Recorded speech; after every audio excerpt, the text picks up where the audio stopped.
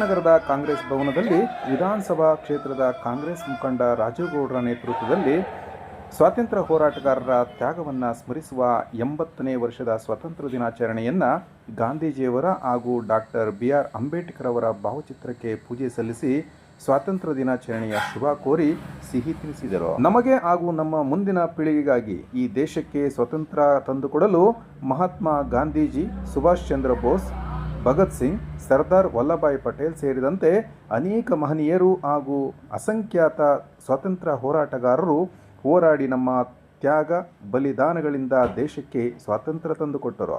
ಅವರ ಕನಸು ನನಸು ಮಾಡಲು ಸಮಾನತೆಯನ್ನು ಕಾಪಾಡುವುದು ನಿಮ್ಮೆಲ್ಲರ ಕರ್ತವ್ಯವಾಗಿದೆ ಎಂದರು. ಸಮಸ್ತ ನಾಡಿನ ಜನತೆಗೆ 80ನೇ ಸ್ವಾತಂತ್ರ್ಯೋತ್ಸವದ ಶುಭಾಶಯಗಳು.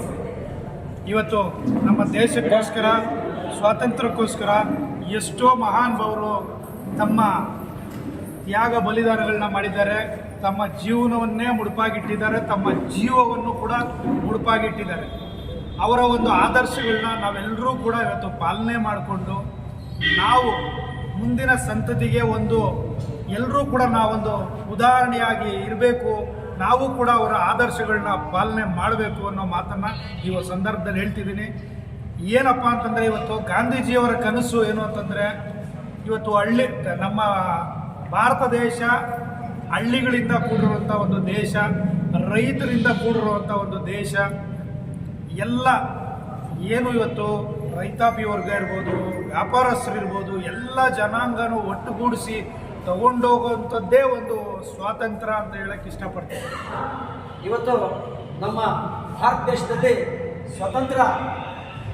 ಸ್ವತಂತ್ರವಾಗಿ ತಾವೆಲ್ಲ ಇರಲಿಕ್ಕೆ ಅವರು ತ್ಯಾಗ ಬಲಿದಾನಗಳನ್ನು ಮಾಡಿ ನಮಗೆ ಸ್ವತಂತ್ರ ತಂದುಕೊಟ್ಟಿದ್ದಾರೆ.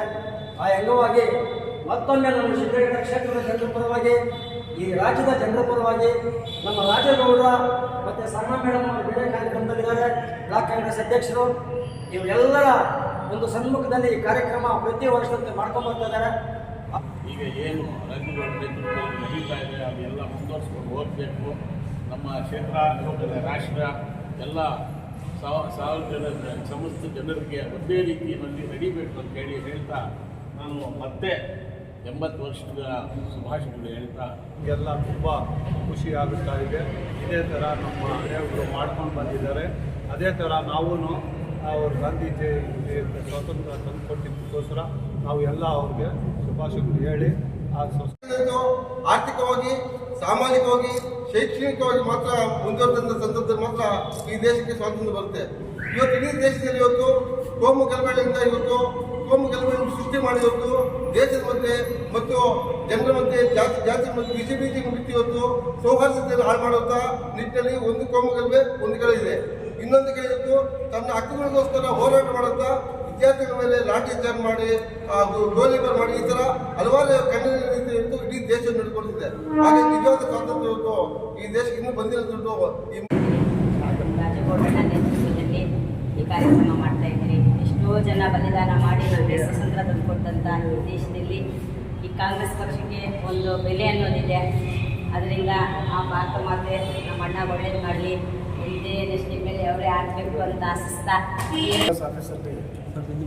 ರಾಜೇಗೌಡ ನೇತೃತ್ವದಲ್ಲಿ 80 ವರ್ಷದ ಶುಭಾಶಯಗಳನ್ನು ಇವತ್ತೇನು ನಮ್ಮ ಗಾಂಧೀಜಿ ಕನಸು ಮಾಡುವಂಥ ದಿನ ಇವತ್ತೆಷ್ಟೋ ಜನ ಭಾರತ ದೇಶದಲ್ಲಿ ಎಷ್ಟೋ ಜನ ಬಲಿದಾನ ಕೊಟ್ಟು ಇವತ್ತು ನಾವೆಲ್ಲ ಬದುಕಬೇಕಂದ್ರೆ ಅವ್ರ ಬಲಿದಾನದಿಂದ ನಾವು ಇವತ್ತು ಬದುಕಕ್ಕೆ ಸಾಧ್ಯ ಆಗ್ತಾ ಇದೆ. ಕಾಂಗ್ರೆಸ್ ಭವನದಲ್ಲಿ ಸ್ವಾತಂತ್ರ್ಯ ದಿನಾಚರಣೆ ತಪ್ಪದೇ ಆಚರಣೆ ಮಾಡ್ಕೊಂಡು ಬರ್ತಾ ಇದ್ದಾರೆ. ಈ ಆಚರಣೆ ಪ್ರಮುಖ ಏನಂದರೆ ಎಷ್ಟೋ ಜನ ಪ್ರಾಣದಾನ, ಬಲಿದಾನ ಆದಮೇಲೆ ಸ್ವಾತಂತ್ರ್ಯ ಬಂದಿದೆ. ಆ ಸ್ವಾತಂತ್ರ್ಯ ಎಲ್ರಿಗೂ ಸಿಕ್ಕಿದೆ. ಅಂಬೇಡ್ಕರ್ ಸಿದ್ಧಾಂತಗಳು ಎಲ್ಲರೂ ಅನುಸರಿಸುತ್ತ ಇದಾಗಿದೆ ಅಂತ ಹೇಳಿ ಸ್ವಾತಂತ್ರ್ಯ ದಿನಾಚರಣೆ ಶುಭಾಶಯಗಳು. ಆ ನಿಟ್ಟಿನಲ್ಲಿ ನಾವು ಈ ದಿನ ಏನು ಸ್ವಾತಂತ್ರ್ಯ ದಿನಾಚರಣೆಯನ್ನು ಆಚರಣೆ ಮಾಡ್ತಿದ್ದೀವಿ ಅದನ್ನು ನಮ್ಮ ಮುಂದಿನ ಪೀಳಿಗೆಗಳಿಗೂ ಗೊತ್ತಾಗಲಿ ಅನ್ನೋ ಒಂದೇ ಉದ್ದೇಶದಿಂದ ಈ ಸ್ವಾತಂತ್ರ್ಯ ದಿನಾಚರಣೆಯನ್ನು ಆಚರಣೆ ಮಾಡ್ಕೊಂಡು ಬರ್ತಾ ಇದ್ದೀವಿ. ಅದೇ ರೀತಿ ನಮ್ಮ ಮುಂದಿನ ಪೀಳಿಗೆಯಲ್ಲೂ ಈ ಹೋರಾಟಗಳ ಇದನ್ನು ತಿಳ್ಕೊಂಡು ದೇಶಕ್ಕಾಗಿ ಸೇವೆ ಮಾಡ್ತಕ್ಕಂಥ ಸೌಭಾಗ್ಯ ಎಲ್ರಿಗೂ ದೊರಕಲಿ ಅಂತ ಹೇಳ್ತಾ ಈ ಒಂದು ಅವಕಾಶ ನನಗೆ ಕೊಟ್ಟಿದ್ದಕ್ಕೆ ನಮ್ಮ ರಾಜೇಗೌಡರಿಗೆ ಬಂದಿದ್ದ ಜೈ ಬೋಲ ಭಾರತ್ ಮಾತಾಕಿ ಜೈ. 80ನೇ ವರ್ಷದ ದೇಶದ ಹಬ್ಬ ಇದು.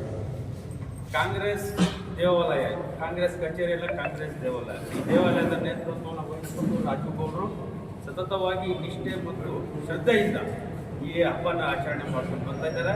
ಈ ಹಬ್ಬ ಶ್ರೇಷ್ಠವಾದದ್ದು, ಪ್ರತಿಯೊಬ್ಬರಿಗೂ ಒಂದು ಶಕ್ತಿ ಉತ್ಸಾಹದಿಂದ ನೋಡೋದಕ್ಕೆ ಇದೊಂದು ಮಾರ್ಗವಾಗಬೇಕು. ಆ ರೀತಿಯಲ್ಲಿ ನಡ್ಕೊಂಡು ಬರ್ತಾ ಇದ್ದಾರೆ. ರಾಜುಗೌಡರ ನೇತೃತ್ವದಲ್ಲಿ ಸ್ವಾತಂತ್ರ್ಯ ದಿನ ಆಚರಣೆ ಮಾಡ್ತಾ ಇರೋ ಸಂದರ್ಭದಲ್ಲಿ ನಮ್ಮೆಲ್ಲರಿಗೂ ನಾನು ಮಾತಾಡೋದಕ್ಕೆ ಅವಕಾಶ ಕೊಟ್ಟಿದ್ದಕ್ಕೆ ಧನ್ಯವಾದ.